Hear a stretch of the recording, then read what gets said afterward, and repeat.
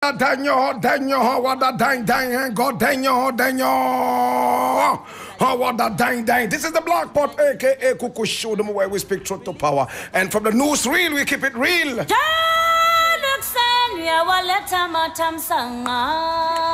brother, my sister. Now we do not criticize, but if we must criticize in this segment, we would only just criticize to build and not to destroy. That is why we say we are in the service of God and country. This is the Black Pot, aka Kuku Show, and here we speak truth to power.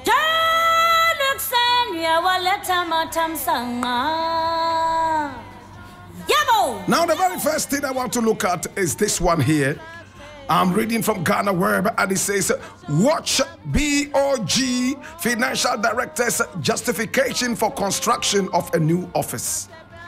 I read again, BOG Financial Director's justification for construction of a new office. And I read, now, the Bank of Ghana is still being criticized by a section of the public despite its statement explaining why it needed to start the construction of a new headquarters despite the fact that Ghana's economy was struggling.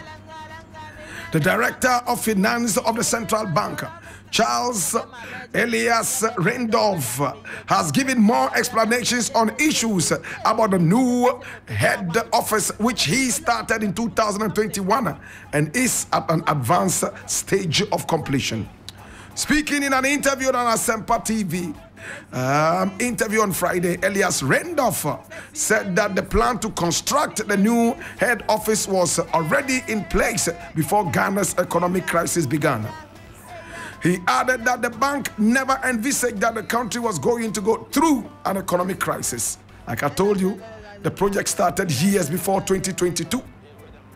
And we could not have envisaged that maybe we would be in such a situation. It has been on the drawing board for more than 4 or 5 years now. It was only about 2 or 3 years ago when we actualized it. The project had started before COVID set in. Like I was telling you, he told the host of the Asempa Ecosystem program, Philip Osei Bonso. Now the director added that the central bank needed the new office because engineers had found some cracks and other structural issues at their current head office building. Once you have been told that when you are sitting, where you are sitting has a structural problem, and we don't know what would happen in future, we would have to take action. You will take steps to ensure that you have the lives and property saved. We leave it here.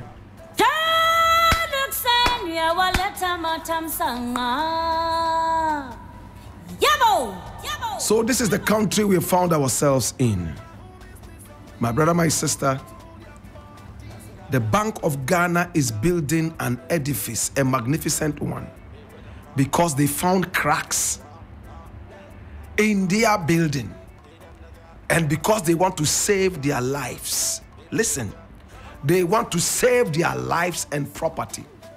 They have decided to go ahead headlong, whether there is money or not. According to Randolph, whoever he is, my brother, my sister, they started this about 5 years ago. In his own words, 4 or 5 years ago.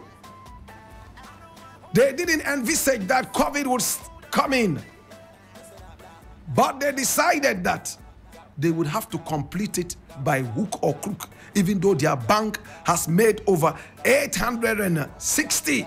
Am I right? Or is it 60.8? Yes, 60.8 billion Ghana cedis loss.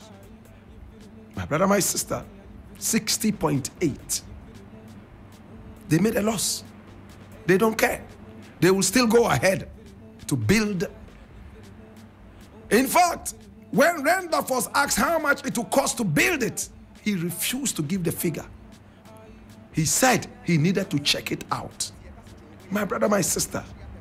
And when the interviewer continued to press him, he hung up. These are the people we deal with. Very arrogant, very unprofessional, and very, very incompetent. My brother, I'm angry this morning. What happened to the La General Hospital? How many years ago Did they push the whole building down? Today, you are going to build a Bank of Ghana new edifice to protect your lives and property. The hospital that you pushed down, do you know how many people have died since? Because that hospital is not existent anymore. It was the same reason they gave us, that there were cracks in the hospital and it was unsafe for human habitation.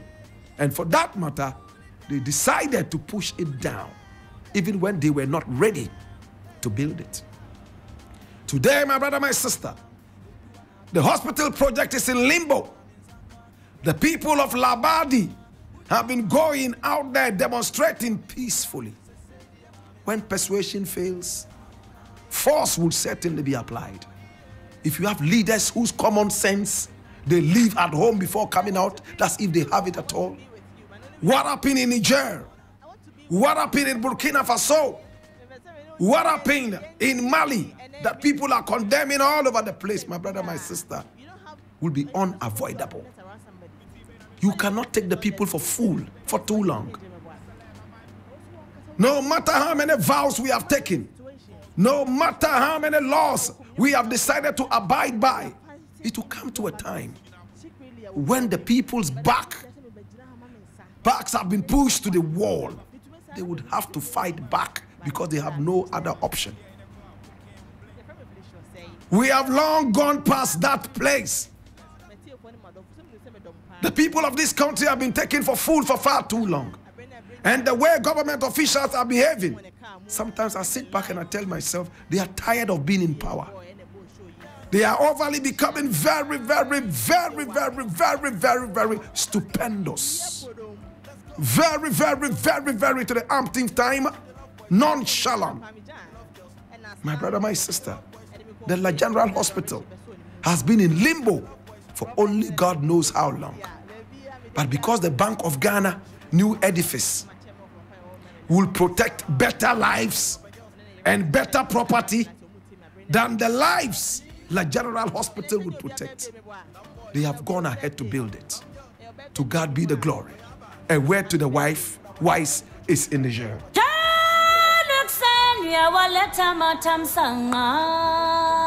Next thing I quickly want to look at, my brother, my sister, and I need you to open your ears and listen with rapt attention. My brother, my sister, they say they are going to Niger to go and fight. They are going to kill our own brothers and sisters there. And according to them, they won't go to Mali. They won't go to Burkina Faso. They have waited for Niger because they believe that coup d'etats are becoming one too many in the sub-region. And therefore, ECOWAS is going out there to fight, to bring back the president that the people say they don't want anymore. My brother, my sister,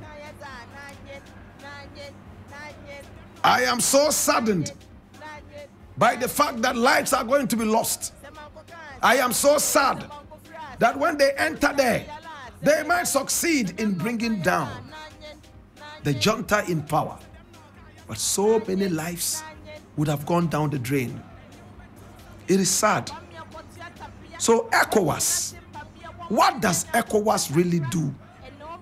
Apart from going to war and trying to restore legitimate, in quotes, leaders into power.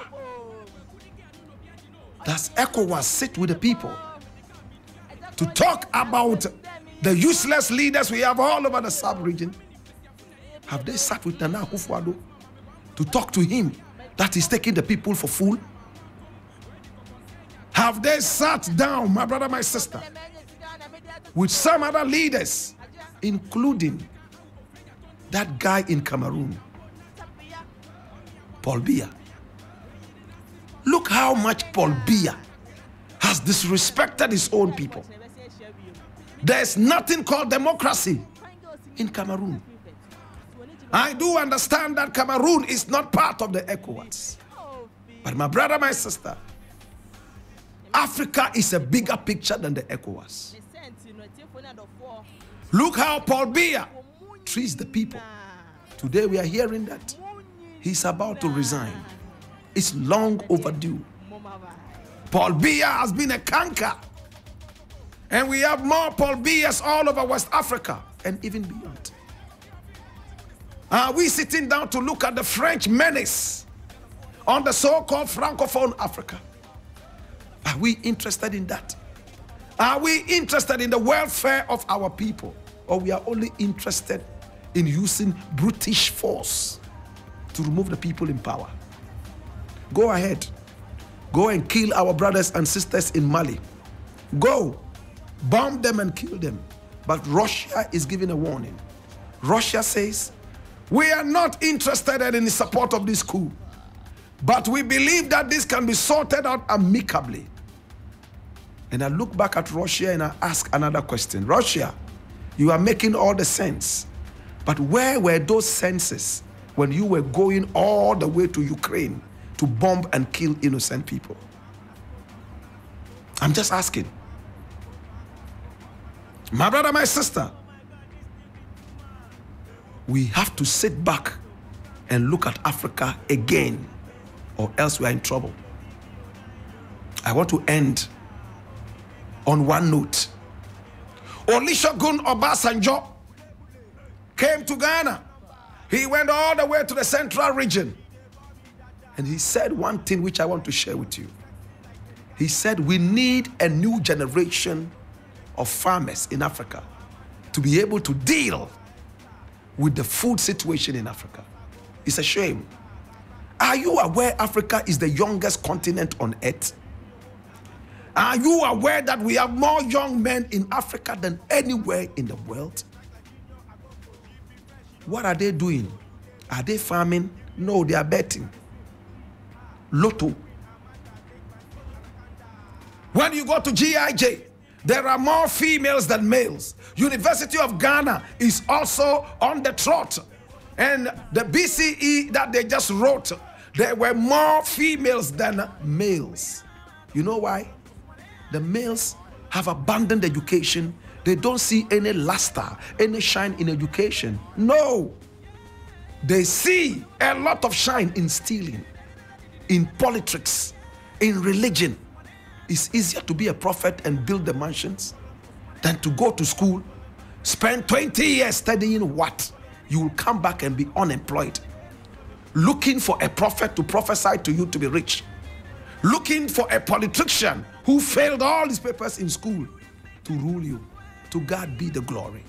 They are all betting. Every centimeter you go around Ghana right now, the boys and girls are betting.